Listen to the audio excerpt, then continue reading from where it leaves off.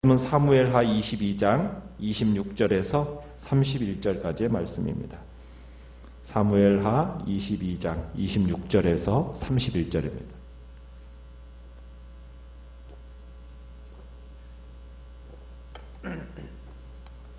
사무엘하 22장 26절에서 31절까지 교독합니다. 자비한 자에게는 주의 자비하심을 나타내시며 완전한 자에게는 주의 완전하심을 보이시며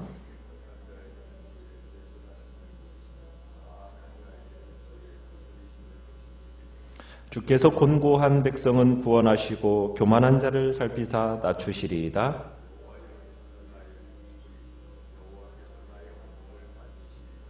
내가 주를 의뢰하고 적진으로 달리며 내 하나님을 의지하고 성벽을 뛰어넘나이다. 하나님의 도는 완전하고 여호와의 말씀은 진실하니 그는 자기에게 피하는 모든 자에게 방패시로다. 아멘. 오늘 말씀의 제목은 나의 어둠을 밝히시는 하나님이라는 제목으로 말씀을 나눕니다.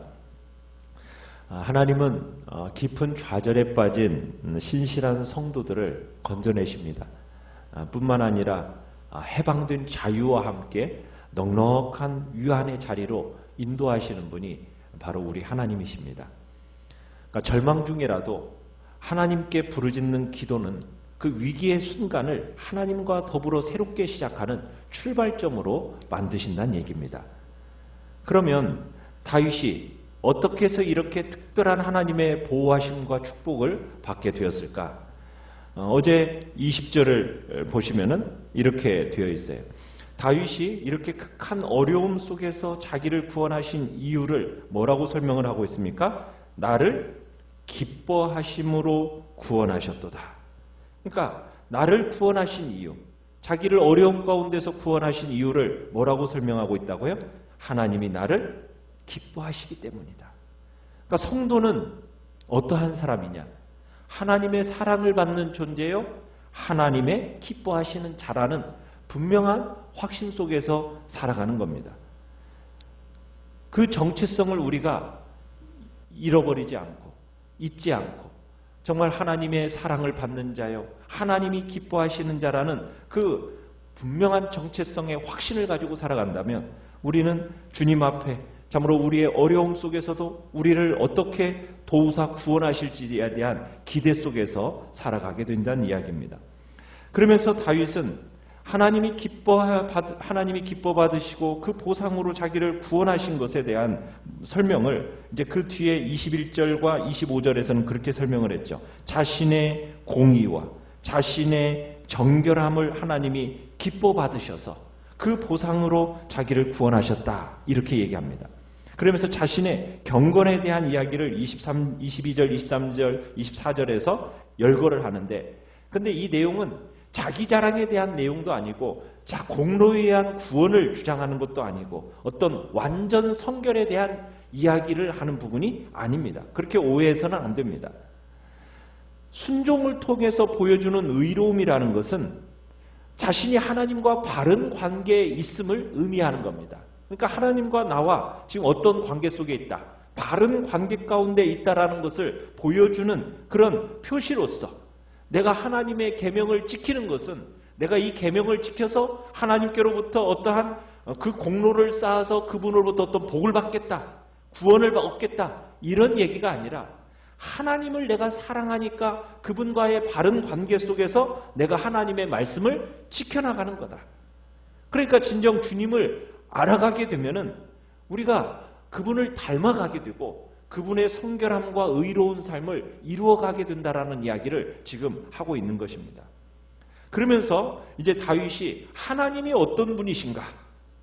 그 의로우신 하나님은 사람을 대하시는 데 있어서 기본 원칙, 그 보응의 법칙에 따라서 표현되어짐을 이제 오늘 26절에서 이 얘기를 하고 있는 겁니다. 자, 하나님은 어떠한 분이십니까? 자비한 자에게는 뭘 보여주신다고요? 주의 자비하심을 보여주십니다. 완전한 자에게는 주의 완전하심을, 깨끗한 자에게는 주님의 깨끗하심을, 그에 비하여 사악한 자에게는요 주님의 거스르심을 보게 된다는 얘기입니다. 그리고 곤고한 백성, 28절에 곤고한 백성은 어떻게 해주십니까? 구원해 주시고 교만한 자는 하나님이 살피셔서 낮추십니다. 어떻게 보면 신적인 전복의 원리. 그러니까 곤고한 백성은 구원하시되 교만한 자는 살피사 낮추시고, 이것이 하나님의 보편적인 세계의 통치라는 것입니다. 마음이 왜곡되고 마음이 사악한 자에 대해서는 하나님이 어떠한 모습으로 해요? 어떻게 보면 비정상적인 면목까지도 나타내실 수 있다는 얘기입니다. 우리가 열왕기상 22장에 가보면은 사악한 왕 하면 누가 떠오릅니까? 아합 왕이 떠오르죠. 아합 왕. 그 아합 왕이 하나님께서 허락하시지 않은 영토 회복 전쟁을 기획하고 착수하려고 합니다. 하나님의 뜻을 전쟁에 빌어서 하나님의 뜻이라는 주장 가운데 이제 전쟁에 나가려고 이제 자신이 총애하는 400명의 선지자들에게 하나님께로부터 어떤 신탁을 구합니다. 그랬더니 이 400명의 선지자들이 뭐라고 얘기하느냐? 이 전쟁은 하나님이 지지하십니다. 이 전쟁에 나가면은 하나님께서 승리를 주실 것입니다. 이렇게 이 400명의 선지자들이 응답이 나왔다고 얘기하는 거예요. 그런데 이 400명의 선지자들은 그렇게 하나님의 응답이라고 나온 이야기는 어떻게 해서 나온 이야기였습니까? 거짓 영에 의해서 고치된 상태 가운데서 확신 있게 전달한 거였어요. 그 내용을 누가 보여줬느냐면 참 선지자인 미가야라는 선지자가 천상에서의 어전 회의를 환상 가운데 보게 됩니다. 그 어전 회의를 환상 가운데 보니까 하나님이 어떻게 명령을 내리셨어요? 거짓말하는 영으로 하여금, 하나님이 부리시는 거짓말하는 영으로 하여금 아합을 꾀게 만들어서 전쟁에 나가 죽게 만들도록 허락하셨다라는 거예요.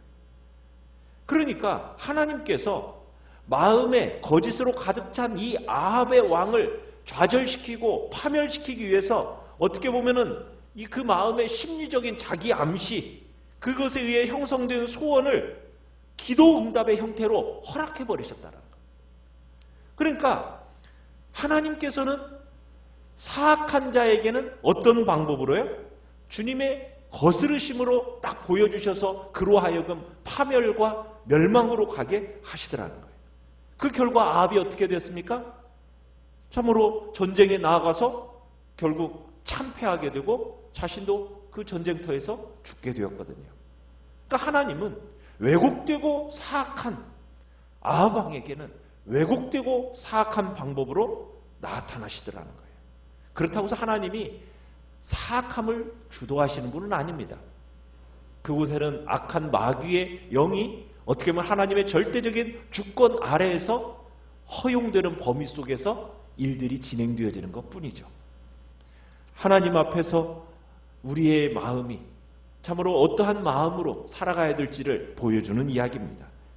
깨끗한 자에게는 깨끗함으로, 자비한 자에게는 자비하심으로, 완전한 자에게는 완전하심으로, 그에 비하여 그 마음이 왜곡되고 사악하면 하나님께서는 왜곡되고 사악한 방법으로 그의 인생을 처리하시더라는 거예요. 자, 29절로 30절에 가보시면 다윗은 이런 하나님을 어떻게 표현하고 있냐면 주는 나의 무엇이다? 등불이시다. 그죠? 나의 어두움을 밝히시는 분이시다. 생명과 구원의 원천으로서 여호와 하나님을 의지하고 있는 걸 보게 됩니다. 그러니까 곤고한 백성의 상징인 이 다윗의 하나님이 등불이 된다는 거예요. 어두움을 밝혀주신다는 거예요. 여기서 보면 나의 어두움 이렇게 표현하고 있죠. 나의 어두움. 이것은 어떻게 보면 침체되어 가지고 자포자기하고 있는 모습을 보여주는 겁니다. 삶 속에서 어둠을 만났을 때 우리가 막 침체되어져 가지고 상심하고 막 자포자기할 때가 있지 않습니까? 그 어려운 일에 딱 한번 부딪히고 나면은 막 사람이 모든 것이 다 포기가 되어지면서 그냥 잠속으로 들어가는 그런 경향이 있어요. 그런데 하나님께서 어떻게 해주셨다는 거예요? 나의 뭐가 되셔서? 등불이 되셔서 나의 이 혼미한 정신을 깨워주시고 다시 주님의 작전을 통하여서 복된 길로 인도하시는 모습을 보게 돼요. 우리의 인생에 뭐가 있다는 거예요? 나의 어두움이 있어요. 어두움. 이것은 시련이라고 얘기할 수가 있죠. 그런데 사도 베드로는 베드로전서 4장 12절에서 이렇게 얘기하고 있습니다. 사랑하는 자들아, 너희를 연단하려고 오는 불시험을 이상한 일 당하는 것 같이 이상히 여기지 말라. 이렇게 얘기하고 있어요. 그러니까 하나님께서 자신의 사랑하는 성도의 삶에 뭘 허락하신다는 겁니까? 시련과 어두. 이것에 대해서 이상한 일이 아니라는 거예요.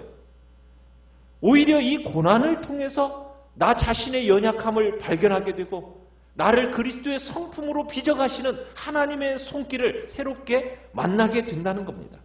하나님은 그 고난을 통해서 어떻게 보면은 불시험을 통해서 나를 어떻게 하시는 거예요? 훈련시켜 가신다는 겁니다. 그래서 시편 기자는 이렇게 고백을 해요. 시편 119편 71절에 고난 당한 것이 내게 뭐라? 유익이라. 이로 말미암아 내가 주의 율례들을 배우게 되었나이다. 고난 중에서 하나님만을 의뢰하며 나아가십시오. 그때 나의 무엇을? 어두움을 밝혀주시는 하나님을 만나는 경험을 하게 될 거라는 겁니다. 여러분의 삶에 있어서 가장 소중한 보석이 오히려 그 고난의 시기에 내가 겪었던 그 시련으로 말미암아 주어진 놀라운 은혜를, 그 보석을 발견하게 될 것을 이야기하고 있는 겁니다. 자, 그러면서 30절에 가보면은 이제 하나님께서는 위험한 전쟁터에서도 주님을 의뢰하고 적진으로 달리면서 그 하나님을 의지하고 성벽을 뛰어넘는 그런 장면을 우리에게 보여줍니다. 정말 다윗은 우리가 사무엘서에서 보았지만 아말렉을 추격할 때도 그랬고요. 예루살렘을 정복할 때도 그랬고요. 오직 하나님만을 전적으로 의지합니다. 실제적으로 적진 깊숙이 다윗이 들어간 적이 있었죠. 그때 언제였습니까?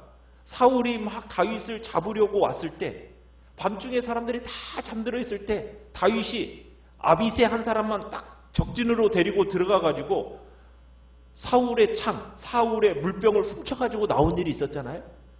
그런 일이 어떻게, 아니 수천 명이 있는 그 자리에 어떻게 담대하게 그렇게 다윗이 들어갈 수 있었겠습니까? 여호와 하나님이 나와 함께 하신다라는 자신감이 있었기 때문입니다. 하나님으로부터 배운 하나님의 사람들은 그냥 세상을 막 피해서 이렇게 도망다니는 삶이 아닙니다. 세상 속 깊숙이 들어가서 그곳에서 적의 보물을 빼앗아오는 놀라운 일들을 감행하는 사람이 바로 하나님의 사람들인 겁니다. 더욱더 감탄하는 것이 무엇입니까? 하나님의 전법은 정말 정확하다라는 거예요. 하나님의 지혜는 절대로 실패함이 없다라는 것을 발견하게 되는 겁니다. 그래서 31절에 그가 얘기하는 바가 무엇입니까? 다윗은 자신의 전략이나 자신의 용맹을 믿은 게 아니라 무엇을 신뢰하고 나아가고 있는 거예요? 하나님의 도, 하나님의 말씀입니다. 그 하나님의 말씀은 어떠하다? 정직하고 완전하다라는 거예요. 그래서 그 말씀을 신뢰하면서 나아갔기 때문에 그런 담대함이 그에게 있었다는 얘기입니다. 하나님의 길은 완벽합니다. 하나님의 말씀은 진실합니다. 여기서 진실하다라는 단어는 이런 거예요. 금을 재련하는 사람이 순도를 높이기 위해서 여러 차례 막 용광로에다가 집어넣어서 얻어낸 결과, 그 결과가 진실하다라는 말 속에 들어있습니다. 그러니까 다윗은 뭐냐면 자신의 삶에서 이 하나님의 말씀을 여러 번 시험해 봤다는 거예요.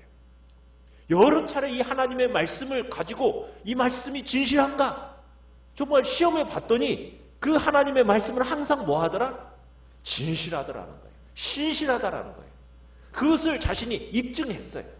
그러면서 지금 이야기하고 있는 겁니다. 하나님은 어떤 분이신가? 참되시고 완전하신 하나님이시더라. 자기를 의지하는 자에게 신실하신 하나님이다라는 신앙적인 고백을 지금 하고 있는 겁니다. 이 고백이 어디에서 입증이 된 거라고요? 자기의 경험에서 입증이 됐다는 거예요. 이 하나님의 말씀은 용광로에서 정제된 은과 같이 순수하다. 다윗의 경험과 그 생애의 용광로 속에서 하나님의 말씀의 진실함이 확증되었다. 지금 이렇게 얘기하고 있는 겁니다. 그런데 이 하나님의 말씀이 진실하고 완벽하다는 의미가 우리에게 어떤 의미로 다가옵니까? 정말 하나님의 신실하심이 무엇보다도 그분을 의지하고 그분에게 피하는 모든 자에게 진가가 나타나는데 뭘로써 나타납니까? 방패가 되신다. 방패. 그분에게 피하여 가는 모든 자에게 하나님의 말씀은 뭐가 되더라는 거예요? 진실로 방패가 되더라는 거예요. 그래서 전쟁을 통해서 야, 하나님이 나를 정말 다 보호해 주시고 막아 주시고 내 인생의 그 모든 원수들의 창과 칼로부터 나를 보호하시는 하나님의 방패 되신 하나님을 그의 인생 속에서 경험하고 하나님을 의지하는 모든 사람과 함께 32절에서 고백을 합니다. 뭐라고 고백을 합니까? 여호와 외에 누가 하나님이며 우리 하나님 외에 누가 반석이냐? 우리 성도의 시선은 기도와 믿음을 통해서 항상 그 하나님과 그분의 선하심에 고정되어야 합니다. 다윗은 난관 가운데서 좌절을 겪는 성도에게 하나님의 임재와 하나님의 간섭과 하나님의 선하심과 하나님의 위대하심과 하나님의 영광을 끊임없이 바라보라고 지금 초청하고 있는 겁니다. 하나님을 바라보는 성도는 어두움 가운데서 나의 등불이 되시는 그 하나님을 발견하게 되고 악함 가운데서 우리의 약함 가운데서 능력의 하나님을 우리가 신뢰하며 그분으로 인한 능력을 공급받게 되고 정말 찬송받기에 합당하신 분이라는 참된 고백이 드러나게 된다는 얘기입니다.